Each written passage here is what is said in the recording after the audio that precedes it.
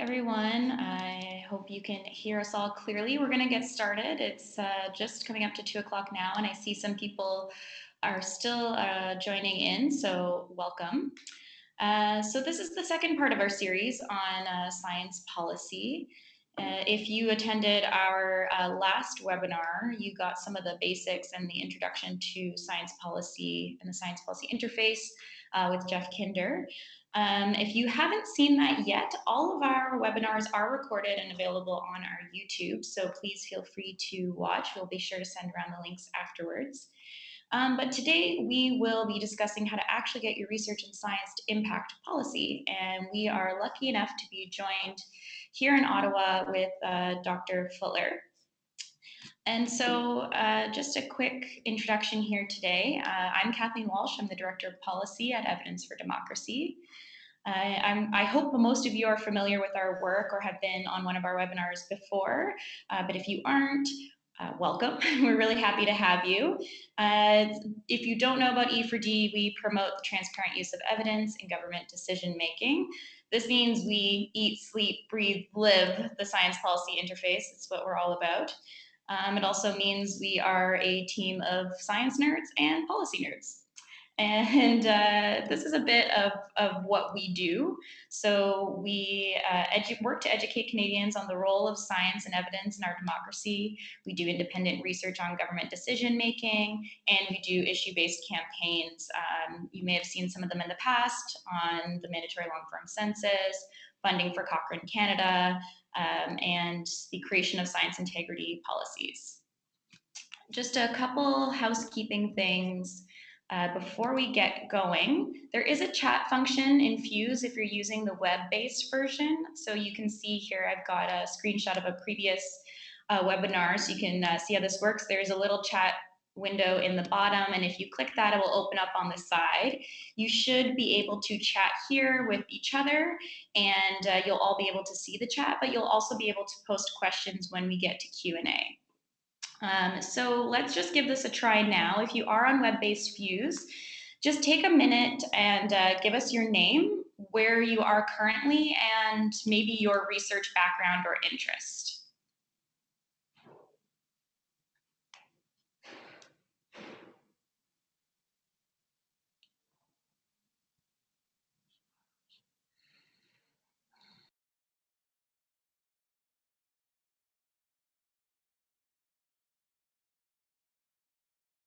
Okay, so I see we have lots here. Ontario, BC, welcome. Montreal, Calgary. This is great. Okay. So let's get going then. As I mentioned, we are very, very lucky to have Dr. Susanna Fuller.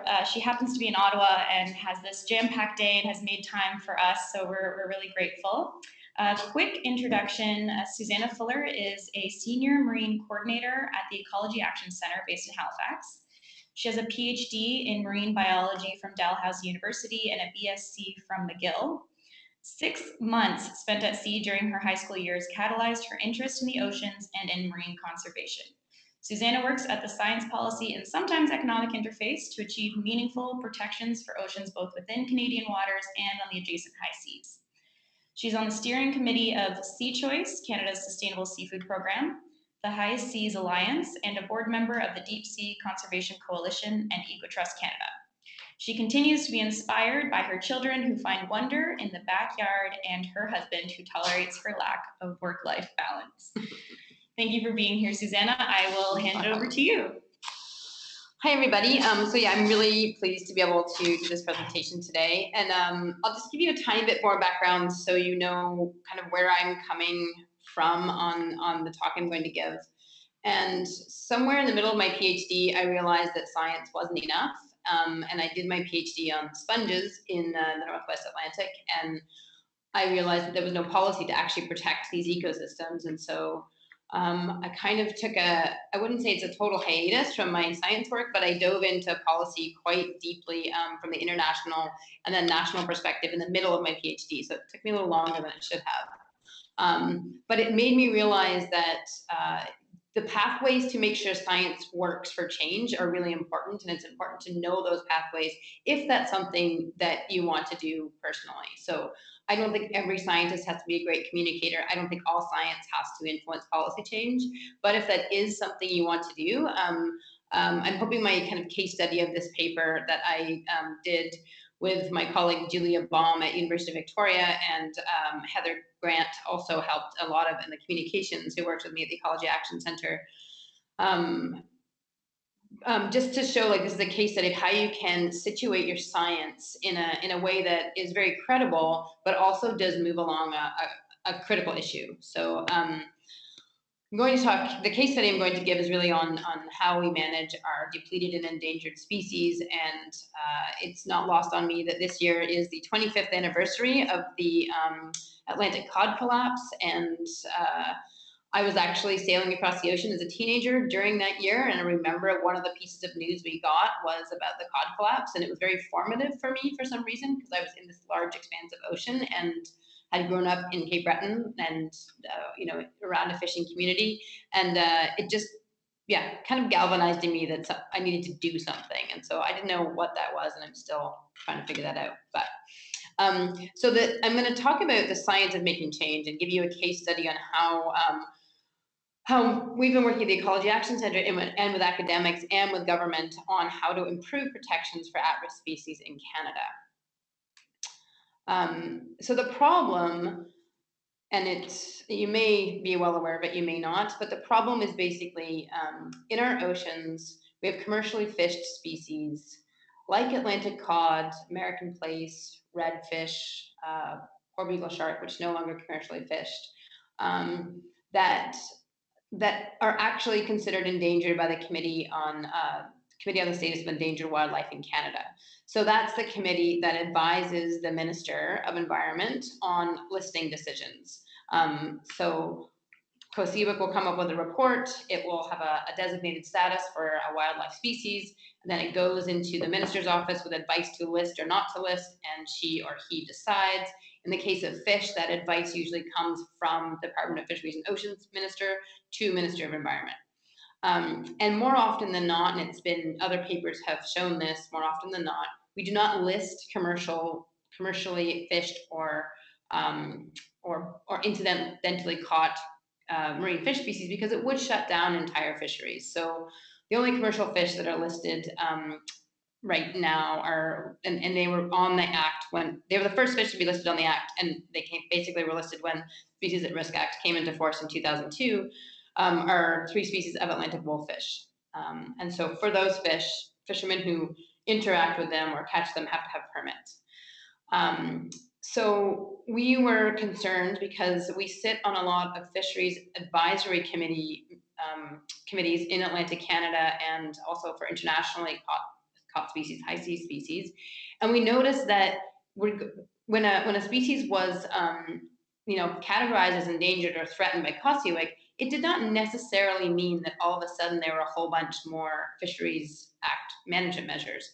So just from that observation, we decided to work with the University of Victoria, with Julia Baum and her honor student, Jamie McDevitt-Irwin, to go through the integrated fisheries management plans, which are basically the public-facing documents of how we manage our fisheries, although our experience was that public-facing is not really the case. In some cases, it took us up to 8 months to even get our hands on the integrated management plans.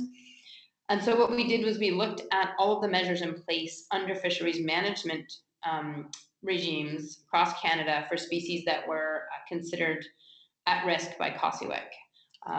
And part of this was we had a hand. I sat on the Species at Risk Advisory Committee for 3 or 4 years, which is it's a conservation groups, scientists, First Nations, and industry get together and advise the Minister of Environment on how to best implement Species at Risk Act. And after sitting on that committee for several years, we actually had some joint advice on what should happen with commercially fished species if the decision is to list or not list. So we were aware of this default listing policy, which was made public in 2014, but has never been used. So that's kind of the lead up to the problem. I'm not going to go deeply into our results. You can read the paper if you feel like it.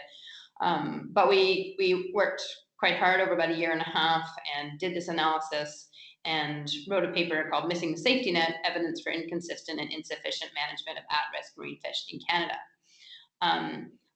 So part of the process of doing this paper, and this is sort of part of the science of making change, is that when we started it, we reached out to a lot of regional fisheries managers, the people who are actually in charge of making the decisions for how we manage fish stocks, depleted fish stocks, or healthy fish stocks. And we let them know we were doing it. So we said, hey, we're really curious to see what other measures are in place. We told them we were going to do this work. We had to interact a lot with government because we needed to get the integrated fisheries management plans from them, because many are not online, primarily because of the requirement for translation, and they tend to be 75-page long documents. So during the period of our research and gathering information, we let people know we were doing the research. And from an outcome perspective, because they were the same people from a conservation and policy implementation perspective, we would come back and essentially advocate for changes. It was really important that they knew about the work. And so that was that's to me the first step, is like, if you want to change a policy and you're doing research around it, make sure that the decision makers know that you're doing that science. Kind of step one, because then they're aware of it, they're starting to absorb it, they might think about your results. But when your paper comes out, they're like, oh, I knew about that, I had time to look at it. So the other thing we did is, when we finished our first draft, we sent it back to a few key people and asked for feedback. And we accepted some of the feedback, so that there was a bit of an ownership and empowerment of the managers and the scientists who had given us some of the information, and they could say they had a hand in getting it before it was published, and also correcting us if they thought we were wrong. So those two things are important. So this is a terrible slide, don't worry, the next one's better. But essentially, I'm not going to go through our detailed results, but I'll show you how we communicated our results, which is more important. A little bit is the point of this talk, is that how you communicate the results is incredibly important. So from this quite boring table in the paper, where we proposed very specific actions that the government, whether or not it's Species at Risk Act, what happens after there was a COSIWIC assessment, what happens when a species is under consideration for listing or not listed under SARA, what DFO should do. And also we looked at third-party eco-certifications, and in this case, the Marine Stewardship Council, to see if eco-certifications actually benefit at-risk species. So we had recommendations for them as well. So we took our results and we created this fairly simple table that essentially provided like a work plan or an action plan for the Ecology Action Center's next steps as an advocacy organization.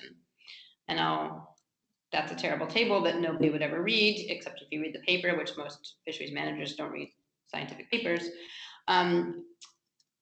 So just to pull out what the key recommendations were, and none of these are rocket science, but that under the Species at Risk Act, under Section 27, they're supposed to have 9 months from the time a minister is aware of a listing recommendation to making that decision. We found in our results, which I'll go through it in a bit, but that sometimes species wait up to between 5 and 10 years for a listing decision. We also found there wasn't a lot of cooperation or collaboration or working together between species at risk staff at DFO and fisheries managers. The species at risk staff only got involved when something was listed, so there wasn't any preemptive discussions or actions happening. And for DFO, we felt quite strongly that, like, as soon as a COSIWIC report is released, then there should trigger a management action. So if you've got an endangered species and you're still fishing it, as usual with a quota and, not gear changes or bycatch limits, then that should actually trigger management changes as soon as that COSIWIC report comes out. Because one thing we found in our results is that the longer species wait, they actually decline further. So when you redo a COSIWIC assessment 5 or 10 years later, there's further decline, because really, from a process perspective, what had been happening is that when a species is not listed under Species at Risk Act, basically, Department of Fisheries and Oceans kind of sat back and felt like, who dodged that bullet, right? So we also wanted to make the case that we have the tools, we have the existing tools, and we're asking. So we did an analysis of, what are the tools besides Species at Risk Act recovery plans existed within the Sustainable Fisheries Framework and within integrated fisheries management plans. And we basically found that we have all the pieces to make this work. So if there was a will, we could fix the situation with how DFO currently manages fisheries. But we looked at all this with data. So, I'm not going to dig deep into the data because I think it's the process that's more important. And so we recommended that there be a mandatory suite of measures depending on the stock status, and that DFO start to manage across populations, not just management zones or regions. So one of the issues is that the designatable unit that COSUIC does its population level assessment at often may have like Newfoundland region, Gulf region, Maritimes region, all have a piece of that population, but they may not necessarily be collaborating on management measures that would lead to recovery. So those were our key policy recommendations. So going back just through the steps, like let the people know that you're doing the work, give them an opportunity to review it, and make recommendations in the paper that speak to those decision makers, and communicate them many different ways. So I'm going to kind of jump to the communication piece, which is really, really important, because I remember when I was doing my PhD and I was reading all these papers, and then I had this realization that I might be one of 5 people to read a paper, and given how much work goes into writing, doing research, writing a scientific paper, getting reviews, making revisions, getting it in there, it's a huge amount of work. For me personally, like all that work not resulting in change just didn't do it for me. So that's why I work in the NGO world. But what we did was do a very comprehensive communications campaign around the paper. Like, it's not groundbreaking science paper, it's nothing earth-shattering, but we felt very strongly that how we communicated the results was essential to the success of its impact and its impact. So we did a few things. One, we pitched it to CBC Radio, and my colleague Julia Baum did an interview on quirks and quarks. We got a piece in iPolitics so that it was very front and center in Ottawa. We had about 15 different media hits when we released the paper. So we did a press release, and we made other pieces. We took our paper and we took the key results and we turned it into other communication pieces. So one you see on the screen is this Missing the Safety Net, which was a public-facing 4-pager that's in very plain language. Anybody could pick it up and understand the problem. And we also worked hard on the title of the paper, because the idea was like, it's our species, our marine fish are missing the safety net. It gives the sense that there is something we can do about it. We're just not doing it. So we also worked quite hard on the title, so that we could give agency to some decision makers. We produced an infographic that's just a 1-pager, and out of that infographic, we produced little Twitter cards, so that when we released the paper, we released out like the key results, and we worked with the graphic designer, Heather Grant did this for us, and she pulled out the results so that it was very clear what the results were, because very few members of the public are going to go read Canadian Journal of Fisheries Aquatic Sciences on there in the evening. The other piece, and this gets to how we communicated the results publicly, but it's very clear. We showed what the fish looked like. We showed, just simple information like when a species was actually assessed, its time it was endangered, and then the number of years it was sort of sitting in limbo in the species at risk process. And so we wouldn't have included this table in the paper. The data is in the paper in a different format, but we pulled out really key things and also focused on some iconic species, so cod, poor beagle shark, bluefin tuna, sockeye salmon, and tried to get people to relate to, like, they could understand what the shape of a cod was, and so simple information. I guess the other part is, like, once you've done your paper, think about how to communicate those results and pull out information that can be tweeted, infographic. Like, nobody looks at things for more than 10 seconds these days, so you want to be able to get that across very clearly and to multiple audiences. So just on the communication tools. So once we had published the paper, got some media, done a whole bunch of social media, and done public-facing documents, we went back to the fisheries managers who we had first worked with when we asked them to review our data in the paper, and we did targeted presentations to those groups of managers. We did targeted presentations to species at risk staff, targeted presentations to the Aboriginal Policy Congress, so including First Nations and First Nations fisheries, and then presentations to the Fisheries Management Advisory committees who are actually responsible for making decisions around these species. And it was quite effective. And then we also did kind of a round of academic presentations as well. So I guess that's maybe the fourth lesson is bring your paper back, present your work to the people that are going to be impacted by it. And if you've done the job properly, they already know about it, they're waiting for the results, they're open to hearing it, they're not feeling attacked, they already read your preliminary information and they want to hear it again. And I find people usually need to hear things 7 times, it starts to sink in. So that was the next step that we did. And I have to say, like, not all scientists have the ability to do all this work. And so if your science is something that an NGO or other policy academics work on, doing things together and assessing each other's capacity and ability to communicate and ability to kind of do a paper roadshow is important if you think that that's how you're going to make the change you need. So we also used in our presentations how our work fit into achieving the mandate of the Minister of Fisheries and Oceans. And because this Liberal government is the first to make the mandate letters public, we've been able to use that language to hold them to account to some extent. So one statement in the minister's mandate letter from November 2015 was that I expect our work will be informed by performance measurement, evidence, and feedback from Canadians. So that's what we said, here you go, you asked for this, here's something that will help you achieve your mandate. And the other statement is use scientific evidence, precautionary principle, take into account climate change when making decisions affecting fish stock and ecosystem management. So all of those two things, very, very important to changing how we actually manage our commercial fisheries, and particularly those that are considered endangered and threatened by Kossiwik. So that's basically, that's the how-to, that's like the paper from start to finish.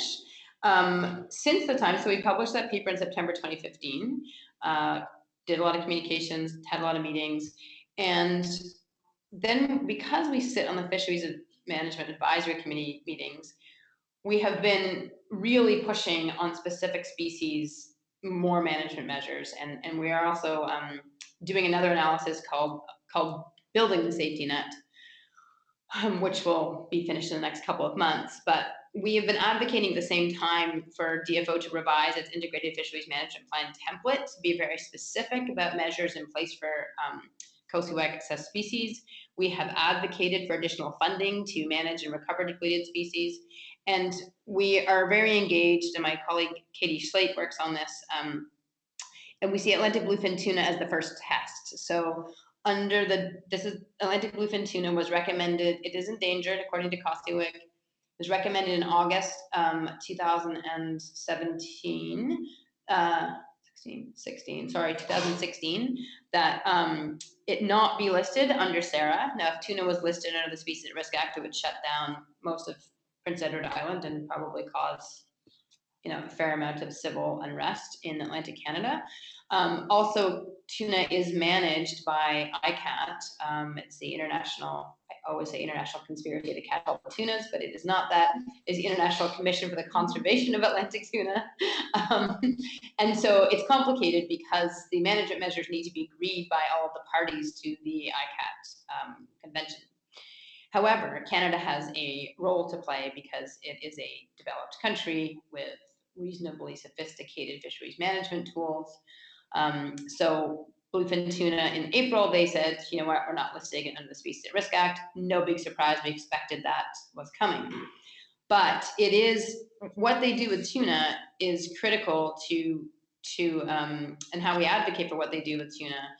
And under this default listing policy, which is if you don't list a species under the Species at Risk Act or a marine fish under the Species at Risk Act, it compels the government to create a work plan, and they have to create a work plan within 2 years, and then they have to review it to make sure that it's actually doing what it should be doing in terms of recovering species. So DFO is, when they gazetted the decision not to list, they had a couple of things they were going to do. They're not very, they're more or less the status quo. And so this is kind of the follow through, like how you kind of have to take your results from a paper and follow it through and follow the policy advice through to the end. So tuna we're in the midst of this. We don't know exactly what the final management measures will be for tuna, but things that we're advocating for are harvest strategies, increased monitoring, and should say reduce bycatch, not adding, but reducing bycatch in other fisheries. So the proof of whether or not our paper and then our follow-up actions and communications, really we will watch over the next couple of years. This should say that we basically have, there's cod, American plaice, redfish, a suite of other species that they have to do rebuilding plans for, and there will be listing decisions made in the next couple of years that we will see if they actually improve management measures. So just a little bit of a recap of lessons learned. One, engage your policymakers early on the research, find the decision makers. Evidence can't be used if it's not known, and so that to me is really key. Present the data in multiple different ways. Think about how an elementary school student might receive it, how the media might receive it, how somebody in the street would receive it, how would a decision maker receive it, how would somebody whose job it is to manage these species that are endangered receive it, because what you don't want to do is make them feel badly for a job they haven't done well, because if they're feeling badly, they're less likely to change, in my experience. So presenting data in multiple formats, and presenting it in numbers of fora, and doing it several different times. So, and then I just say repeat again and again and again. And I, even today I'm in Ottawa, and I met with DFO to talk about the next steps of this paper. And lo and behold, like there's some good things happening. They're directly related to the recommendations of our paper, and it's not perfect, but I'm kind of using our policy recommendation table to check off like have things changed that we recommended. I thought I had a tuna slide there, but so that's basically the kind of case study and how you can take science and integrate it into the policy interface, but also in the how you make it change. And I think the difficulty is that if people are committed to an academic career, it is hard to make time to do the advocacy and communications work and also publish to the level you need to publish. And that ends up probably being a personal choice. But I think that the more the interdisciplinary work gets a bit more credibility, I think the more that we see, evidence needing to be used, we have to think about how that evidence gets used, because not all scientists know how to make their evidence useful. And more and more scientists are being asked to testify at parliamentary committees or to give briefings, and quite frankly, science training doesn't really give you the training to create a briefing. And so I've seen science briefings go in that are 14 pages long. I'm like, that actually needs to be 1.5 pages. Or very technical information being delivered to members of parliament to glaze over in the first 5 minutes. So if making change is a key part of your kind of personal career aspirations, but you also feel strongly about your integrity as a scientist, it takes a little bit of like going outside the boundaries of how we're trained or how we have been trained as scientists, and thinking about how your science is communicated and to whom and when. Anyway, I'll finish with that and happy to answer any questions. That's great. Thank you so much, Susanna. We will take some questions as we have time to do so. And so I would say kind of think through some of your questions, get ready to write them down. I know a few of you, when you registered, did input into the forum some things you wanted to hear about. So I do have a few of those questions ready, and we can talk about those. But I do want to let you all know we will have more webinars through the summer and into the fall, and we are going to be hosting our next one shortly on sort of an intro to government relations for scientists. And if you want to be kept up to date on all of these, you have to join our network of experts. So our network is about 460 scientists and experts from different fields, and we offer training like this and more hands-on training as well. We also offer op-ed support and SciComm training. So please consider joining if you haven't already, and we will keep you posted on upcoming webinars and training opportunities. But for now, just some Q&A time. So we've got a question from Alana, and she says she wants to know, where did the funding come from for the public communication piece? And for scientists wanting to get more involved in impacting policy, but who don't have the resources, the money, or the time to do it, what do you do? Where do you get resources to do this kind of work? So on the first question, I don't think all communications has to cost a lot of money. I think writing a press release and calling up quirks and quarks, it's a time thing more than a money thing. It's really it's just being able and willing to talk to media. And if you spend an hour doing some calls, it's easy to get science out there. I also think one other way of doing it, if you're attached to an academic institution, is making sure that the communications people at your academic institution are helping you, and they know that a paper is coming out, and they help draft a press release. There's often those resources in universities that don't get adequately used. So I don't think it always has to cost a lot of money. I think from an NGO perspective, what we do, it's quite frankly not that different from academia, but we have to write grants to get money to do the work that we do. So there is money out there. I always think there's always money out there. It's just what's the path to getting it. I also think that scientists who are willing to partner with NGOs, publicly or not, like I don't think it always has to be public. I think NGOs, if we're working on the same things, we can be very helpful in drafting press releases, formatting letters, saying who it should be sent to, and then it all comes from the scientists. So that's another thing, is if there's an issue that you're publishing on, it's relevant to the work of an NGO, contact them and say, hey, I've got this work, it's really relevant to what you're doing. Would you like to help me get the paper out there? So it doesn't have to be expensive, I guess. And graphic design sometimes can be, but there's also getting students from communications programs. Like community colleges often have communications programs, and having them intern in a science lab is always very useful. It gets them training and also can help create some of the resources that are needed. That's really practical and very helpful. We had a really good question from our form response, and it was from Rachel at Royal Roads. And she was asking, how do you make your research conducive to uptake in the science policy interface, kind of from the get-go? So starting, from the front. Well, first you have to have a kind of an understanding of what are the policies, like what is the policy priority of a government? And I can tell you, after working for 10 years with the Harper government, where there wasn't a lot of uptake for science, let alone NGOs, or really anybody outside government advocating for or helping government achieve their policy objectives, it was very difficult. When you do have an opening, though, like we have now, this federal government, I would say make sure you know the policy framework that your research fits into. And sometimes that takes a little bit of work, but again, if you're in an academic institution, partner with the law school to get somebody to give you a quick overview of what the legal framework is that your research is related to. Or, have an interdisciplinary master's student who is also researching policy that's related to your science. So, because sometimes it can be done, you can sit down and look on the internet, but having somebody else kind of do it and put it together is a good way of also training those other people.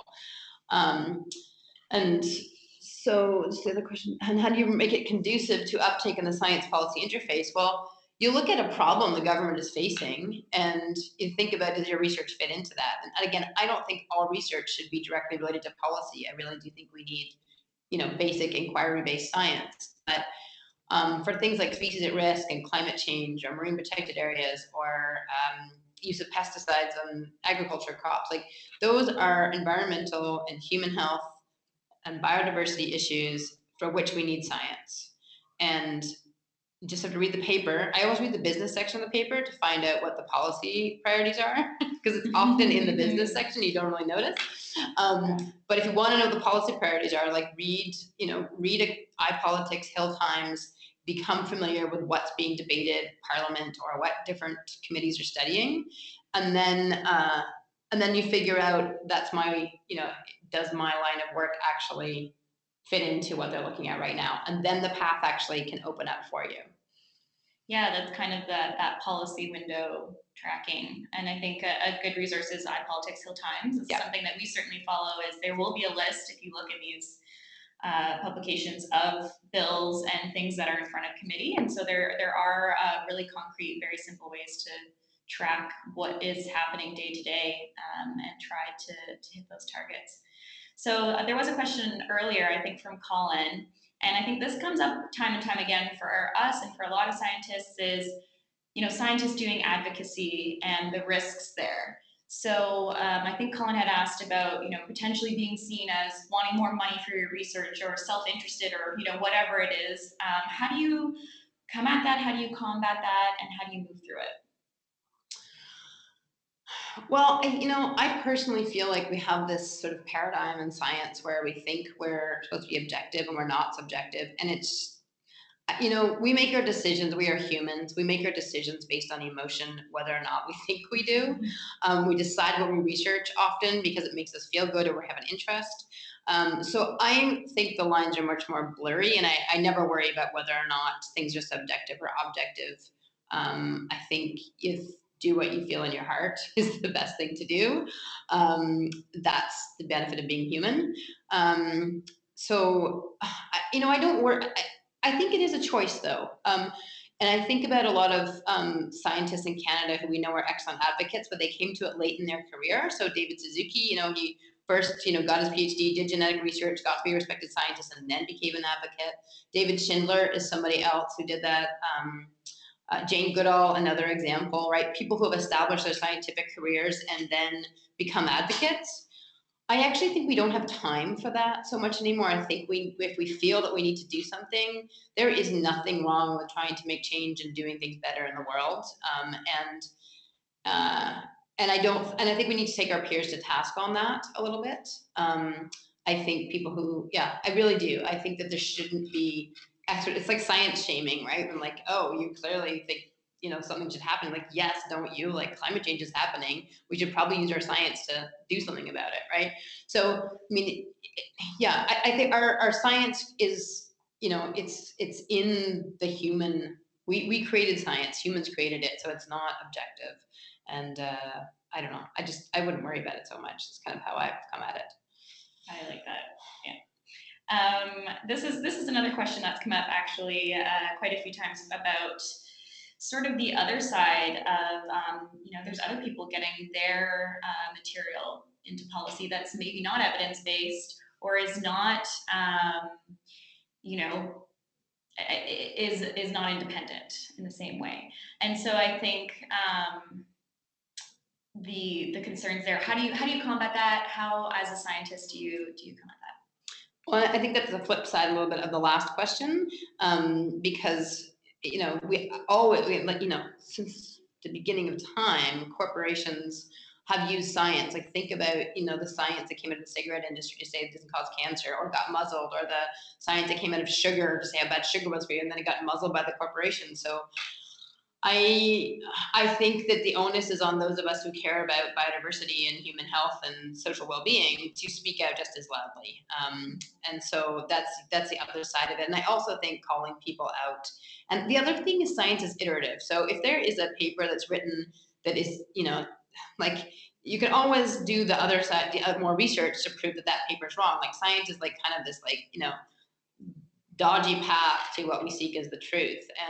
And it's iterative. So there's always a body of science. It's never just one result, and people can use one result to make their case. But I think sort of the body of science and the peer review process does temper a bit against that. Yeah, that's a really good point. So we have a question here from Kathleen OGrady, which I think is every advocate's question. How do you make sure to be cross-partisan or non-partisan and keep your cause from becoming a political football? I think you reach out to everybody. So if you want, so one example is most of the parliamentary committees are cross-partisan. There's always one member or two members from every party. So those are people who are working together on a study or a subject, and there's several parties there. So I think it's making sure you do equal outreach. If you're only communicating your science to one party, that's probably not the best thing, because we can have an election and then like only the party who lost knows about your information and then you're done. So, you know, yeah. So I think one thing, while we are in a government that seems to be supporting science and doing reasonably progressive things on environmental issues, don't ever forget about the other parties. They're equally as important, because what you want is that relationship going forward with those individuals who you've sat down with and talked about your work with. So, because at some point they may then be the decision maker you need to go back to. So I never think about issues or science as partisan, because they are made that way by the politicians. But from a science and information perspective, that information has democracy in it. And so I think making sure just getting the word out to everybody equally is a good strategy.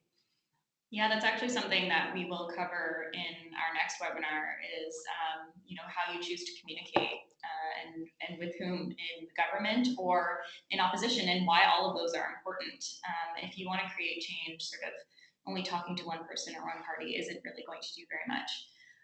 And there are very strategic reasons to sort of talk to multiple people, whether it's getting like full caucus support for your issue, and not just talking to specific ministers. There's just a lot of tactics around that we can discuss and do a whole other webinar on.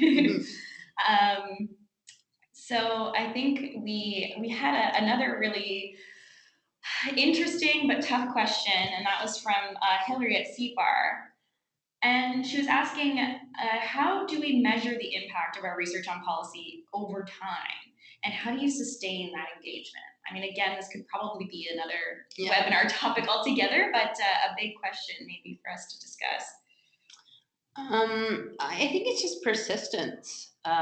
Change takes time. I always think of change as decadal. So if you want something to happen, think about 10 years to make it happen fully. And you might not get there, but you'll get somewhere. I think it's not expecting things to happen quickly. And I think also understanding the pathway through which your information is to make change, right? So you could do a paper on whales and noise, or whale entanglement and lobster pots, and then immediately you need to go to that community or that lobster advisory committee meeting and say, look, you guys are catching a lot of whales and you know it, like, what can we do about it? That stuff you can get done fairly quickly, right? But if it's a longer term thing, you kind of have to just have persistence. And I always think of it as like, don't throw everything you have into it right away. Have it kind of pick away at it so that you're constantly moving the agenda forward. And sometimes there are opportunities to do that you wouldn't know. So I'll give you a quick example of some of the sustainable seafood work we've been doing with other NGO colleagues. But there just happened to be an opportunity where the Canadian Food Inspection Agency was doing a food labeling and modernization initiative, and they were asking Canadians what they thought. And we have been thinking about more transparency needed in seafood labels to combat seafood fraud. And so what we did was we undertook a research project that was a policy comparison, a regulatory comparison across Canada's major export countries, put that into we just did a report. We didn't publish a paper, but you could publish a paper from it. And did that fairly quickly, and we're able to feed that into this policy consultation in a way that had a huge amount of integrity. And so we think, over an 18-month period, you might be able to change where that whole government initiative was going. Right? But we didn't know that kind of popped up, and we're like, okay, how do we take maximum advantage of this? So, in a way, it's two things. It's like being ready to take up opportunities and knowing how to do that and where to put your energy, and then also being in it for the long game. And I don't know how how do you sustain it? You just like wake up in the morning if you feel like you haven't done enough, you keep going. Like you just do. It's not always easy. Yeah, it sounds like it's the marathon, not the. Yeah, every now and then you get a sprint, and you feel good about it, but not very often. Those sprints are re-energizing, though, when you get that opportunity, for sure. Totally. Yeah, absolutely. So we have another question here, and this again is something that we deal with quite often. So how do you determine what level of government to best spend your energy and I guess resources as well, given the jurisdictional issues? So I think you think about who is the key decision maker. Like who needs to know your information to change what you need to change. So we always spend some time kind of essentially campaign planning, but and there's a lot of templates out there online. Spitfire Communications does one where you basically like walk through what is the issue, what do you want to do with it, whose minds do you need to change, and then how do you do that. So in the environmental world, like people often think public engagement is the holy grail. Sometimes it is. Sometimes it is. And sometimes it is having an hour-long coffee with your member of parliament. And sometimes it is like being in the right place at the right time with the key decision maker from a policy perspective. And sometimes it's creating champions from within, right? So that you're not the advocate, but you have gotten other people who are closer to the decision maker to put the case forward. So I think the way I think about it is, before you do research, you think about what statistical package or what analysis you're going to do, because if you collect all your data and you haven't thought about what stats you're going to do, you can end up in a bad place. So I think of it in a very similar way. Like, think about, before you get the information, think about what it is, what is your end game, and how do you get there? And then you do the science, do the communications to meet that objective. So I kind of plan it the same way I would plan experimental design. And I don't, in a kind of systematic way, so that you're targeting decision makers. You're not wasting time like doing a huge public Twitter campaign when like the public does not care about something. So it's being strategic and surgical almost is really important. Yeah, I could definitely see that. It's a design process for sure. Yeah. And I think what you were saying in that answer, and you kind of mentioned it before about pairing with NGOs, is sort of sharing work, especially if it is a marathon. You kind of need to have more than one person attached to this issue, and getting champions and other people involved is a great way to ensure that the issue does get carried forward in an advocacy sense, and take some of the exhaustion and the pressure off sometimes. Yeah. In best case scenario. So I think we've got through a lot of questions here. I'm thinking we could probably do one more. I know Susanna's got a completely jam-packed day and has been so kind to share her time with us. And so I actually had a question that was about, you mentioned when scientists submit briefs and they're like far too long. What are some of your concrete tips for, communicating with decision makers when it is actually on paper, or something you submit? What are the best practices that you've found? So I think, people, in my experience, there's different ways that people take information up. Some people can look at a picture and they're like, okay, I got that information. Some people need to read it. So what I always suggest is like, do bullet points of the key points, why it's important. Like, you want them to know about this because of X. It's important because of this process, and here are your results. And then you do it in 3 or 4 bullets, like the key things. And depending on where it's going, like include a key figure or a dumbed down version of something in your paper, right? So that some people might want to just they absorb information by glancing at a graph, and they won't read, and some people will read and not look at that graph. So you want to kind of do a balance of those things so that you're able to hit however people absorb that information, right? And always have a conversation, like never just give somebody a brief without walking through it. Because what you want is to have the conversation and say, here, if you'd like more information, here it is. We look forward to following up with you. And so always do that, like follow up, and I will call you. I will call you to find out, how that process went or what that meeting was, or next time I'm here, let's sit down for lunch. So it's really relationship development and information transfer that you have to think about. And never think that one meeting will get you what you want. You need probably 20. Sometimes and the marathon, yeah. Well, that's great. That's really good advice. And I would just say that one other thing is building trust. So what you want is somebody who, when they have a question, that they'll call you, right? So you've invested enough in that relationship that there's trust on both sides, and then you become the go-to for advice, right? Or at least your trusted advisor. So that's another big piece that those relationships are really important. How long do you think it takes you to become that trusted? How do you build It that? really depends. It depends on the people and the issue. It can take, I would say you don't develop trust until you have 2 or 3 meetings and until you've gone through a little bit of a difficult situation with people. Because if you can go through a difficult discussion and come out the other side and you both, gotten to the same place or understand each other's perspectives, then you get trust. If it's just yelling at somebody, not going to get it. Like, I often use tips of like how I expect my children. If I yell at my kids to clean their room, they don't do it. If I say, please clean your room and then we'll go outside, then they might do it. So thinking about, it's a little bit like manufacturing consent, but kindness often goes a lot farther than banging somebody over the head.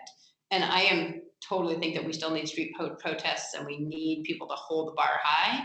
But I do think for getting science through a channel, kindness and good communication skills and relationship building are the way to do it. That is a great place to end, I think. That sounds very, very relevant and perfect. Thank you so much, Susanna, for joining us and taking the time out today. Just to let everybody know, we will send around some documents after of resources that Susanna has mentioned, and that will help you. And we will also be sending around a quick survey, which will give us some feedback for future webinars, give you a chance to tell us what else you would like to learn about and how this experience was for you. So thanks so much for joining, and we will see you again soon.